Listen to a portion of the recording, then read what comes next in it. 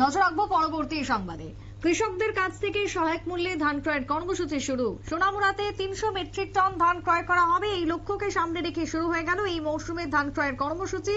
বৃহস্পতিবার সোনামুড়ার নলছড়ে সরকারি সহায়ক মূল্যে ধান ক্রয় 4 দিন ব্যাপী চলবে বলে খবর। কি বক্তব্য উঠে আসছে সোনামুড়া থেকে শুনুন।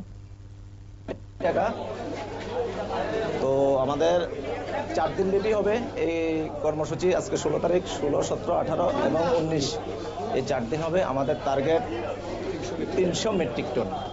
তো যেহেতু এবার প্লাটে এফেক্টেড হয়েছে, হয়তোবা আমাদের টার্গেট ফুলফিল নাও হতে পারে। তবু আমরা কৃষকদেরকে আমরা আহ্বান করেছি, আপনারা সবাই আসুন এবং ওনাদেরকে এবার আরেকটা সংশ্লিষ্ট বক্তব্য আপনারা শুনলেন। যেহেতু কৃষকরা এবারে ক্ষতিগ্রস্ত সাম্প্রতিক বন্যা বৃষ্টির ফলে, এবং সেই জায়গায় কৃষকরা যাতে কোনো রকম ভাবে চলতি মৌসুমে আর্থিকভাবে পিছিয়ে না পড়তে পারেন, তার জন্য তাদের যে উৎপাদিত ধান সেই সবটাই প্রায় সিংহভাগ ধানই সরকার কিনবে।